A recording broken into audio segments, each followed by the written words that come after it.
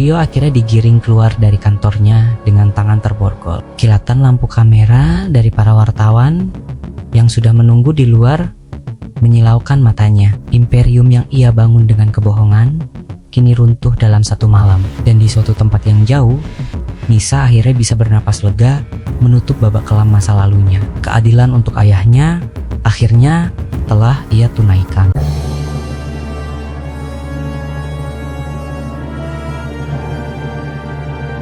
Akhirnya kita sampai di episode puncak, episode yang akan menjawab semua penantian kalian. Episode kelima, runtuhnya sang raja.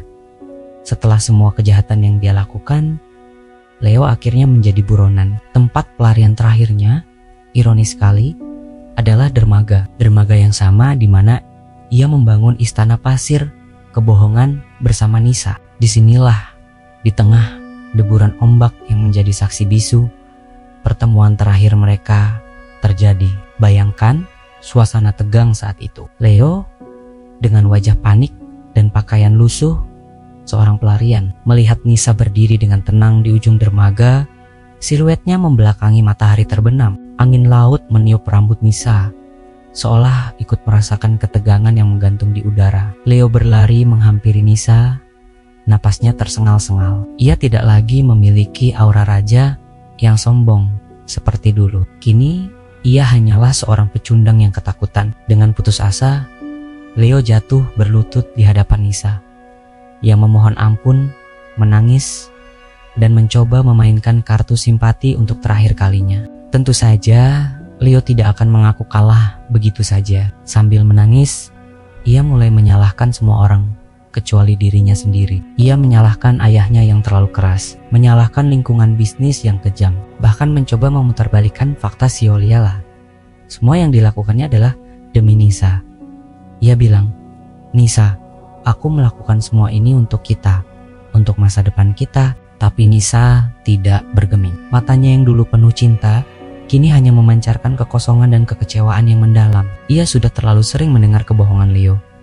Kali ini tidak ada lagi ruang untuk belas kasihan. Nisa hanya menatap Leo dengan pandangan dingin, seolah sedang melihat orang asing. Setiap kata yang keluar dari mulut Leo hanya terdengar seperti dengungan kosong, tidak lagi mampu menyentuh hatinya. Nisa tahu persis siapa Leo sebenarnya, seorang manipulator ulung yang selalu lari dari tanggung jawab. Dan kali ini Nisa memastikan Leo tidak akan bisa lari lagi. Pertemuan ini bukanlah tentang rekonsiliasi, melainkan sebuah perhitungan akhir. Nisa mengeluarkan sesuatu dari tasnya, sebuah amplop coklat. "Aku bisa membantumu," katanya dengan suara datar tanpa emosi. Di dalam amplop itu ada tiket kapal ke luar negeri, sebuah jalan keluar, sebuah harapan palsu yang sengaja Nisa berikan. Leo yang matanya sudah dibutakan oleh keputusasaan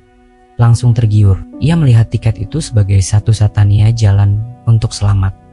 Tapi tentu saja ada syaratnya. "Aku mau kamu menandatangani ini," lanjut Nisa sambil menyodorkan selembar kertas dan pulpen. Kertas itu adalah surat pengakuan. Pengakuan atas semua kejahatan yang telah Leo lakukan di masa lalu, termasuk perbuatannya yang menghancurkan ayah Nisa. Disinilah letak kecerdasan Nisa. Ia tahu Leo sedang dalam posisi terlemahnya. Di satu sisi ada kebebasan yang tampak begitu dekat. Di sisi lain ada pengakuan yang akan menghancurkannya. Ini adalah perjanjian terakhir, sebuah pertaruhan pamungkas. Leo ragu sejenak. Menandatangani kertas itu sama saja dengan menandatangani surat kematiannya sendiri. Tapi apa pilihannya? Tertangkap dan membusuk di penjara, atau mengambil risiko ini demi secercah harapan untuk kabur? Keputusasaan adalah motivator terkuat. Ditekan oleh waktu dan rasa takut yang melumpuhkan, Leo akhirnya membuat keputusan.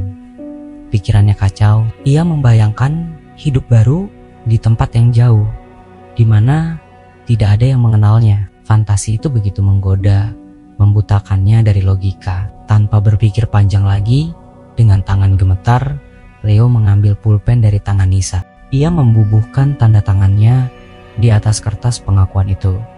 Tinta hitam itu menjadi segel nasibnya. Begitu pulpen terangkat dari kertas, senyum tipis yang penuh kemenangan terukir di bibir Nisa.